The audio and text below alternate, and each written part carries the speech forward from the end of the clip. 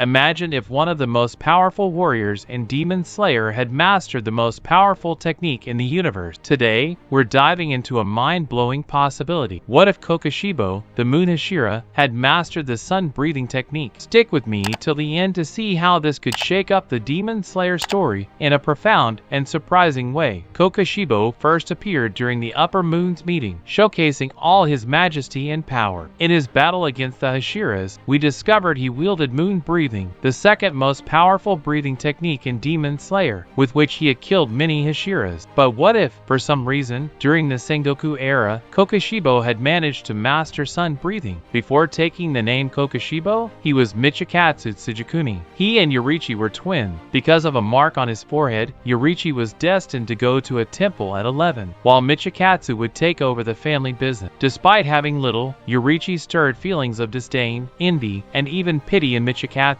One day, while Michikatsu was practicing swordsmanship, Yorichi showed up and expressed interest in becoming a samurai. The family tutor handed him a wooden sword, and within seconds, Yorichi knocked out the tutor, even though he was just a 10-year-old kid. This intrigued Michikatsu, who wanted to understand the secret of Yorichi's strength. Yorichi explained, "The opponent's lungs expand before they attack. Just watch the movements of the bone, muscle contraction, and blood circulation." It took a while for Michikatsu to grasp, but he realized Yorichi could see through living beings. The difference in their strength was staggering. Due to this strength, Yorichi was designated for succession, and Michikatsu was to be sent to the temple. This would have happened if Yorichi hadn't fled after their mother's death. With Yorichi gone, Michikatsu took back the family's succession. One day, reading his mother's diary, Michikatsu discovered that Yorichi stayed by her side not out of needing it, but because he knew she was growing weaker each day. Reading this, Michikatsu was consumed by envy. This envy was crucial for Michikatsu's development. 10 years later, he was living a peaceful life with a beautiful family. During a camp with soldiers, they were attacked by a demon at night. Before being killed, Yorichi unexpectedly showed up and saved Michikatsu. And here's where our story really kicks off. When Michikatsu saw Yorichi again, his peace was shattered. The envy and hatred came rushing back with full force. If Kokushibo had mastered sun breathing, he wouldn't just become even more powerful, but this envy and rivalry with Yorichi could have reached catastrophic level. The impact of this change on the Demon Slayer story would be massive. How would the story unfold? What would be the consequences of this new power dynamic? Seeing Yorichi's strength and skills, Michikatsu wished they were his. So, he abandoned his family and decided to become a demon slayer, just like his brother. Michikatsu joined the Hashiras of the Sengoku era and began his training to master sun breathing. It didn't take long for his mark to change, turning more reddish. At this point, Michikatsu could match his brother because, after a lot of training, he finally mastered sun breathing. As we know, sun breathing requires a lot of energy and strength from its user. Michikatsu was no different. Like Tanjiro, he had to fight hard to perfect his techniques and, with much training, managed to awaken the transparent world. Yet, for some reason, he still fell behind Yorichi due to envy and pride. Michikatsu challenged Yorichi to a sword fight. Yorichi initially hesitated, but understood his brother's feelings and accepted. The fight began, and the other swordsmen watching were extremely impressed. Few things in the world could compare to the power level those brothers had reached. Both used all 12 forms of sun breathing, nullifying each other's attacks. It seemed like neither could hurt the other, but inside Michikatsu's head, something made him think he still wasn't on the same level as his brother. Yorichi was calm and confident, but at the same time seemed distant and unassailable, like a plant. These thoughts led Michikatsu to start a sequence of more aggressive attacks, with hatred interfering in the fight. Quickly, Yorichi ended the fight, placing his sword close to Michikatsu's throat. Though both were extraordinary swordsmen, only one of them reached the divine territory, the same territory that Tanjiro's father reached. Unlike Michikatsu, Yorichi was never temperamental and was always calm. Interestingly, the swordsmen who most resemble Yorichi become stronger, which was not the case with Michikatsu. Not understanding what had happened, Michikatsu withdrew from the battlefield. Later, he met Muzan and accepted the offer to join the Demon King, seeking more power and a new purpose in life. He left his human name behind and was reborn as Kokushibo. Yorichi went head-to-head with Muzan, and in just seconds, he took down the Demon King using the 13th form of sun breathing. Muzan was so shaken that he started hiding hiding from Yorichi's presence. 60 years later, Kokushibo and Yorichi crossed paths again. Though Yorichi seemed frail and insignificant, the moment he readied his sword, the pressure he gave off made the air feel heavy. Like Yorichi, Kokushibo had mastered sun breathing and could access the transparent world. But one thing set them apart: the ability to tap into divine territory. This gap in power made Kokushibo reflect on his brother's strength. Are you Yorichi Tsujikuni because you're strong? Or are you strong because you're Yorichi Tsujikuni? Unlike the original story, Kokushibo would be more emotional during this fight. Everything he had ever wanted was right in front of him: his dream, his goal, and the meaning behind his training. Even though jealousy consumed him, he also admired Yorichi. No wonder he spent most of his training trying to master sun breathing. Yorichi drew his sword and slashed Kokushibo's neck, but the cut wasn't deep. In his final moments, the strongest man to ever walk Japan wasn't strong enough to punish his brother, a traitor. Defeated again, Kokushibo returned to Muzan. With sun breathing, Kokushibo made some tweaks, adding more forms and blending it with his blood demon art. Slowly, he crafted a new style of sun breathing: long-range attacks from moon breathing mixed with the speed and heat of sun breathing. What would you call this new style? Eclipse breathing? I'm not great with names, so let me know what you think. At this point, Kokushibo would be way stronger than he was with moon breathing. He'd be even more feared, maybe the only demon capable of rebelling against the Demon King. Centuries later, Kokushibo and Muzan wiped out most sun-breathing users. Now, they're in a fierce battle against the Hashiras in the Infinity Castle. Kokushibo would have an easier time facing off against Gyomai, Sanemi, and Michiro, and with his newfound strength, he might even defeat them. As the battle drags on, Kokushibo grows more impressed with the Hashira's skills, but tired of prolonging the fight, he would ultimately kill most of the hunters there. And once again, he'd ask Michiro if he wanted to join him. Of course, Michiro would refuse again, but there's a chance he could turn into a demon since he's the last of his bloodline. If Michiro transformed and the Hashiras died, the final battle would be in Muzan's hand. No one could take that guy down. The demons would rule the world, or at least a part of it. In short, this would be the worst possible ending. But that's not the only option. During the Hashira's fight, we noticed Kokushibo slowly regaining his senses. He started to realize the mistakes he'd made on his journey, like becoming a monster and killing his only descendant without a second thought. Before succumbing, just moments before killing Michiro, he'd realized how wrong he was. A life of glory and a samurai's pride traded for a bunch of meaningless stuff. Even though he was immortal as a demon, nothing he was would be remembered in the future, unlike Yorichi. Powered by sun breathing, it's possible Kokushibo would be strong enough to break free from Muzan's control. Throughout the story, we've seen that those close to sun breathing have a knack for resisting Muzan's control, and Kokushibo would be no different. We're literally talking about the third strongest character in Demon Slayer. Once free from Muzan's control, Kokushibo would join forces with the Hashiras to take Muzan down. Kokushibo's support would make a huge difference. Muzan, already weakened by Tamayo's drugs, wouldn't stand a chance. He'd be destroyed by the sun, and Kokushibo would sacrifice himself in the process. Abanai, Mitsuri, and Gyomai would still be alive, and alongside Tanjiro, they could finally celebrate their victory over the Demon King. Now, I want to hear your version. If Kokushibo mastered sun breathing, what do you think would happen? Drop your thoughts in the comments. And of course, if you enjoyed this video, don't forget to subscribe to the channel and hit that like button. See you in the next video.